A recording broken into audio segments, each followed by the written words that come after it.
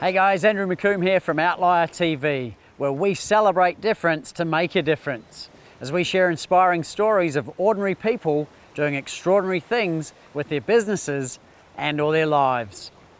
Today, I'm going to be speaking with Dale Beaumont. He's Australia's premier business coach and founder of Business Blueprint.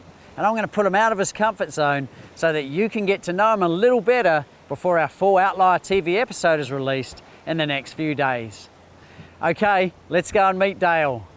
Dale, it's customary on Outlier, we put you out of your comfort zone so that the viewers can get to know you a little better before your full episode in the next few days. Are you keen? Yes, let's do it.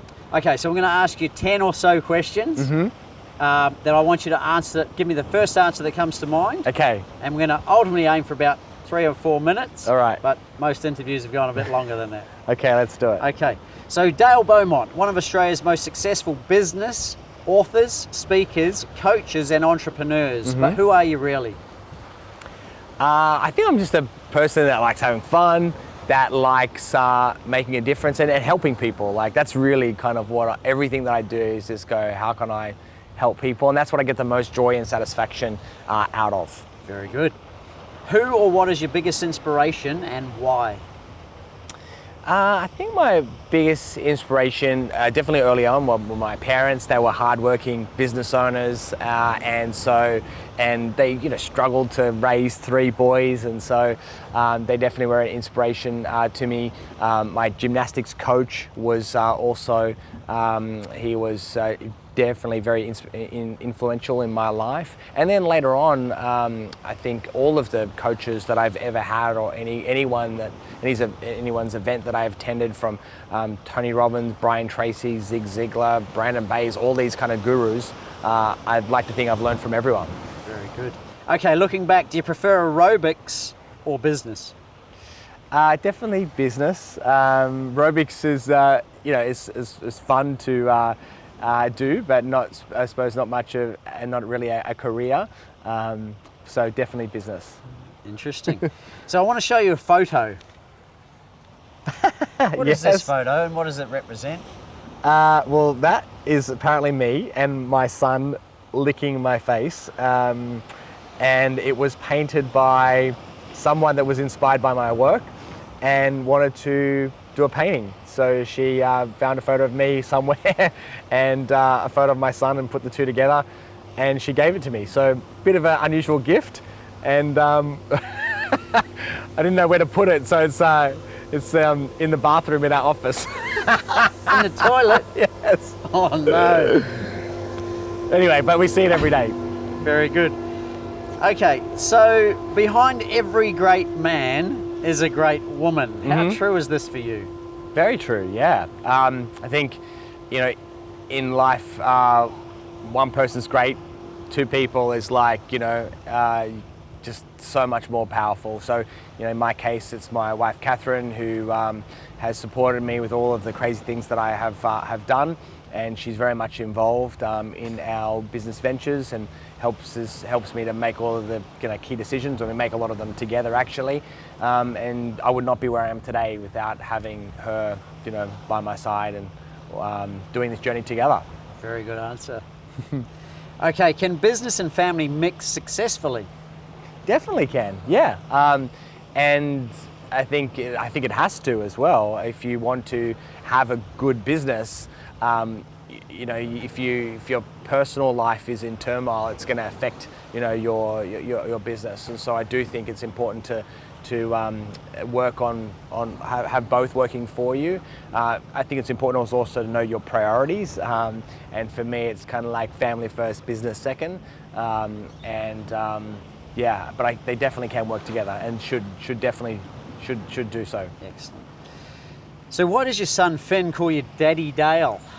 Yeah, so my son just starts, he calls me by my name, Dale, as opposed to Dad. He reckons that, when he was calling me Dad, I wasn't kind of responding, but so he called me Dale and I turned my head because I think that's just what, you're so used to hearing your name, and when you hear your name, you just respond. So now he just I think he also does it because he likes being a bit of a rebel, and so he knows that I don't like it, so he does it even more, which is what kids oftentimes do.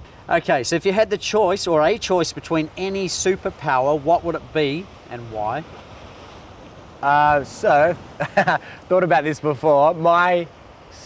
If I had any superpower, for me it would be finding hidden treasures. Because I think so much of history is still buried in the ground or at the bottom of oceans, different places. So I'd love to be able to just stand on a point on the earth and go dig here, or send down the submarine at this particular point, because I think that there's just so many things that we could learn from discovering hidden treasures. Very interesting. So speaking of interesting, what is this photo here? That is a very unusual or an awkward, highly awkward modelling photo. I think I was 16, and I was obviously very flexible back then. Definitely could not do that now. And I was told to do an interesting pose, and that was what came to mind, and it's very embarrassing right now. So it's not a PR shot? No. Okay, so if there was one person in the world you'd like to meet, who would it be and why? I think right now it would be Elon Musk, with what he's doing, just to just make such an impact, almost like single-handedly has changed the car industry, and now almost all the big companies are following suit and moving to. Some of them have declared that by 2022 or 2023, that'll be all their cars will be fully electric, which is just monumental. That shift that has happened in the industry that's just relied on fossil fuels for nearly 100 years. So that's I just admire what he's done there. Also, his plans to go to Mars. I just think just like by thinking so big, he's just able to push the boundaries in ways that most other people haven't before. So he's probably someone I'd definitely love to do dinner with for sure. Have you ever got lost? Yeah, I got lost a lot of times, and sometimes with my family as well. We'll name a place I've probably got lost there. Buckingham Palace? Buckingham Palace, yeah. There's thousands of tourists there, and I kind of lost my family, maybe taking a photo or checking out some signpost somewhere. So yeah, it's happened a few times. So just always now make sure that tell the family, if I get lost, this is where we'll meet. So You got a GPS tracker now, don't you? Something like that. They put you on a lead. Okay, if there's one country in the world that you haven't visited but you'd like to visit, what is it and why? I'd love to go to Iceland. Haven't been there yet, but I've just heard that the scenery and the diversity of scenery is spectacular. Mm-hmm. So I would definitely love to go to Iceland sometime soon. How does travel improve your business? I think it by the nature of stepping out of your business, it means that the business has to stand on its own 2 feet and has to start to think for itself, and the team need to start using the systems that you've created and making decisions without your constant meddling and input. So I definitely think it makes your business stronger, and it also helps to make you it helps to give you the time and the space to think of things when you're not so close to it. And so some of my best ideas I've had is when I've been out of my business traveling. Very good. And how does travel improve your family life? Does it? Yeah, no, it definitely does. Being able to, to wake up in different places and to spend time exploring together. We're creating, I call it like banking memories. So we're putting making lots of deposits in the memory banks of life, and it's been awesome to be able to do that with their kids. Very nice. Now, what is something that no one knows about you? Something that no one knows of me. Well, I try not to keep too many secrets. And it is a family-friendly show, mate. A lot of people, I don't tend to typically talk too much now about my I was a gymnast for a number of years, but then I did competitive aerobics for a number of years as well. Had a few wild parties during those aerobics years. I was 16, traveling the world, beautiful women all over the planet would come to these competitions. So yeah, it was a fun time. I bet it was. Okay, if you were given a 1-minute ad slot during the Super Bowl, what would you fill it with? What would I fill it with? It would probably be something, something inspirational. Probably a poem to music with some beautiful kind of graphics and images. Really about showing kindness and more respect and tolerance, especially in a country like, if we're talking about the Super Bowl, and let's face it, who's watching the Super Bowl is 99% Americans. You can see just how divided and the country seems to have become of late with the current kind of political climate. So I think about having more humanity, working together, and knowing the fact that for society to work, we need to work together. Mm-hmm. What's your spirit animal? Spirit animal, probably a tiger, I reckon. And why?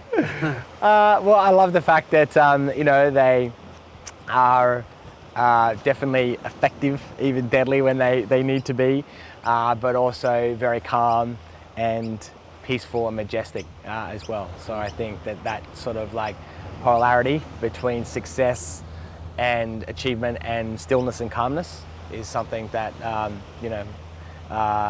something that I aspire to do. Mm-hmm. Okay, tell us about this photo here. What was that about? Yeah, that's another one of my weird modelling photos. That is... it's not an aerobics, Oz-style promo vid? It could be. So that's a planche, legs apart, of course, and trying to show a bit of, strength. But why I'm doing it in jeans with no shirt, I do not know. It's very impressive, mate. Okay, we're almost there. So as Robert Kiyosaki famously wrote, if you want to be rich and happy, don't go to school. Do you agree with that? Not entirely. I think that, and I don't think Robert Kiyosaki even agrees with it. He said he doesn't agree with that statement fully himself. I think that...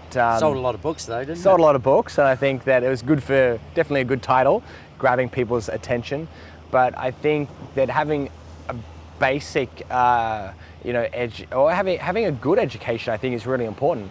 I struggled a lot at school. I was a very hard-working student, but I had this dyslexia, and I found it hard to read. And but my mum put me into tutoring. She really persisted, and I'm still a terrible speller, and I'm still not a great reader. But I worked enough where it doesn't hold me back, and so I'm glad that I think you got to do the best you possibly can at school, and then certainly some careers that you do. If you want to get into medicine, you're going to have to go to university, and the same with many professions. And I think that maybe going to school or business school, maybe if you're an entrepreneur, there's lots of other ways that you can get an education in business without, and I think even having a formal education in business can actually be to your detriment. But for most other careers, going to school, going to university is just part of what you have to do. Absolutely. And so I don't think it's a case of doing one or the other. I think you do both, and you do everything to the best of your ability. Yeah. And being one of Australia's prominent business educators, it'd be crazy to say don't go to school, wouldn't it? That's right. Okay, is it possible to make money or be successful just by being yourself? Yeah, I do think that bringing your personality into your business is a wonderful thing and can be very profitable. One of my good friends is Justin Herold, who started a brand called Attitude, which was really all geared around his personality, and that became a multi-million-dollar business, and his brand was licensed onto thousands of products all around the world. And a lot of it was that his a very abrasive and sometimes even arrogant personality. He's a really nice guy when you chat to him, and we've become really good friends.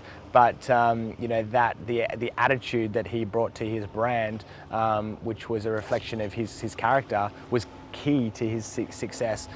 So I do think you want to be yourself.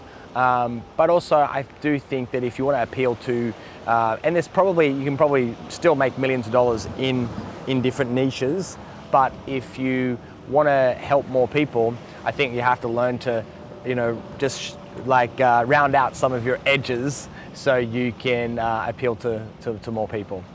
Very good. So why should a potential outlier entrepreneur, an existing entrepreneur, watch the full Outlier episode with Dale Beaumont? Yeah, so we go into my backstory, a little bit about how I kind of got started on this journey. I talk about some things that I don't normally share publicly. In fact, I never talk about it at any of my events or workshops. So something that happened in my past that defined the person that I have become.